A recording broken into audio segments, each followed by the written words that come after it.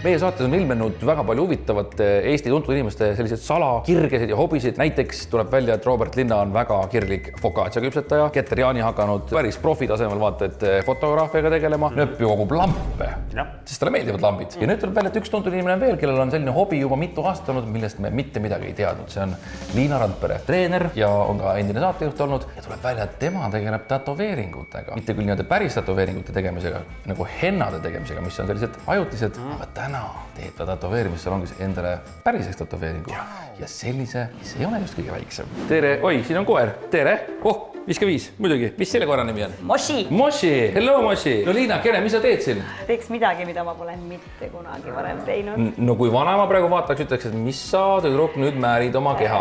Vanaema ei kiidaks heaks. Ja ma olen kindel, et vanaema arvaks ikkagi, et ma rikun oma naha ära. Meil on siin loomeprotsess. Selles mõttes, et ma tulin ja näitasin talle umbes, ma arvan, ilma naljata mingi 10-20 erinevat fotot, et mulle meeldib see ja see ja see ja see ja see ja see ja see ja siis nüüd do the magic nagu, et vaatame, mis siis nagu saab. Ja tegelikult sellist tooli peal joonistamist, pastakaga lihtsalt nagu keha peale katsetamist. Me oleme varemgi teinud, suisa 5 tundi järjest olen siin tooli peal istunud. Ilma siis nõela pistmata? Ilma nõela pistmata, ta on joonistanud ja kustutanud ja joonistanud ja kustutanud. Liina, siin tuleb üks pikk joon, tuleb täitsa siit kannikast üle ja tuleb kuidagi üle õla ja... See sulle meeldiks? Ei, no selline tahaks, et oleks siis, jah? Ei, sellist ma ei taha. Ma tegelikult, mis mulle praegu kõige rohkem meeldib, nagu me näeme, kui me vaatame minu kontot, mul on tattoo'd, see on 191 salvestust minu tattoo kaustas ja üks minu lemmikuid, mis mulle meeldib, on võt see. Aga mitte ainult, siin on tegelikult ka veel siis nagu ütleme 2-3 pilti, et ma tahaks nagu killukest siit, sealt kolmandast ja siis nagu nad kokku panna. Kas vastab tõele, et sul ei ole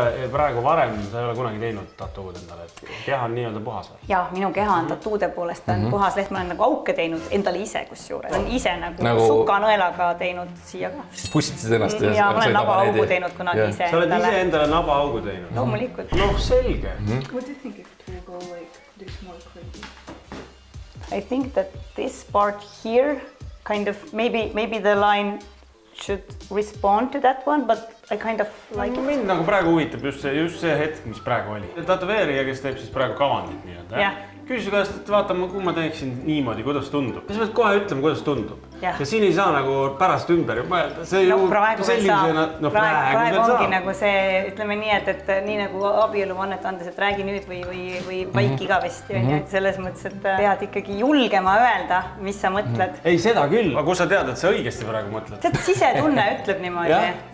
Kas see ei olegi selle tattoo ja eriti veel sellise, mis sina teed, ma saan aru, see on siuke pikk ja voolav. Eksimisruum seetõttu on isegi nagu väiksem. Jah, võt täpselt, õige. Sellisel tatoveeringul tatoveerija ütleb ka, et on tegelikult kõige raskem üldse sellist asja teha. Sellepärast, et see tatoveering peab nagu jälgima sinu keha, sinu kurve, sinu lihaseid, sinu luustikku, et sa ei saa lihtsalt nagu tõmmata triipu, mis ei räägi sinu kehaga. Meil on selles mõttes kogemusi, kui me räägime meil, siis Robil. Te olete teie. Jah, mis tatoveeringuga, mida ei taha kuski enam näidata, aga isegi vaadata. Sisetunne võib muutuda, ütleme siis nii, nagu tahtsid üritada seda, mis sinu tekstiga läheb kokku. Et sa lihtsalt mõni hetk saad aru, et ta valetas mulle, see sisetunne. Ja siis sa peidata ära. Täna õnneks on siin peal kips. Ma ei pea seda näitama. Ei, seda ei pea näitama tõesti. Aga selle asja mõte on siis sul ikkagi see, et see ei ole lihtsalt sulle tähenduslik mingisugune tatoveering, eks ole, vaid see peab olema selline aksessuaar, mida sa ikkagi kannad. Tead, ma algul mõtlesin, et ma teen sellised tähenduslikku,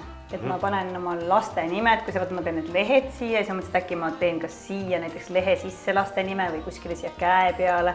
Sest ma vaatasin tegelikult Julia Instakontot ja tal on väga ilus käekiri. Ja siis ma tulin nendest piltidest tulenevalt oma soovidega siia tema juurde ja siis me otsustasime, et kui me proovisime, et ühtegi laste nime minu keha peale ei tule. Sest et nad kuidagi nagu... Ei ole kõige paremad lapsed või? Ei, nad on väga head. Nad on väga head lapsed.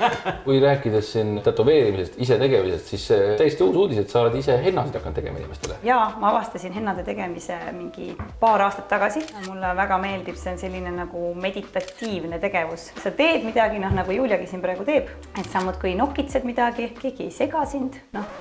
Siin praegu see seltskond välja jätta.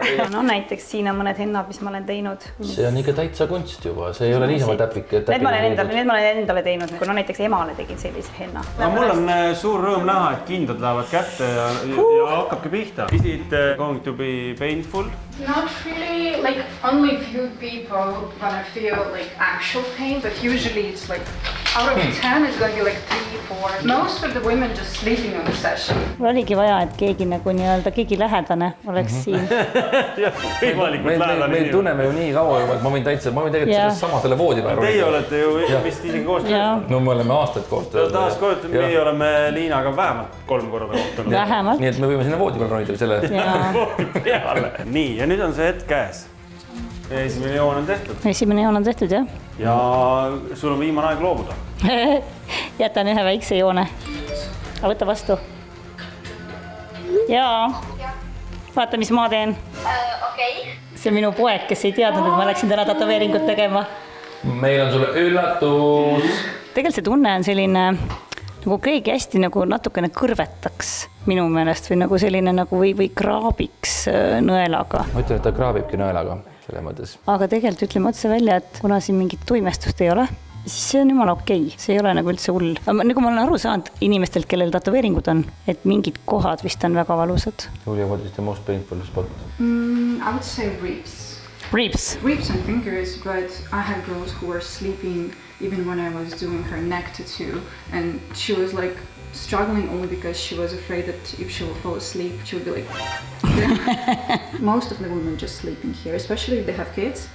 You come here as a spa. The only place where you can relax. No, see on küll õudne värk, kui minu kaaslane peaks hakkama tulema tatoveerimis, seal ongi perest puhkamas. Aga kas ei ole ilus tulemus? Ei, siis tuleb vist hakkab väga tihti käima. Oodame, et see kodune tingimus nii raske ka pole. No me jätame su siia siis niimoodi nautima, kui sa juba ütled, et see nii meeldiv ja mõnus on. Ja kui lõpptulemus on käes, siis tule näita ette. Tulen näitan. Ja oli suur au viibida esimeste nõelatorgate juures. Jah, minu kõige lähedasemad inimesed. Ja ma ütlen, nagu see tatoveering jääb igavesti su koha peale, nii ka see mälestus meist siin ühes koos jääb sulle igavesti, nii et palun.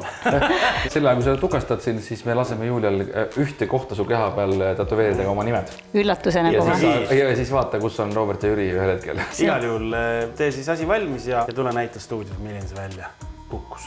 Teeme nii.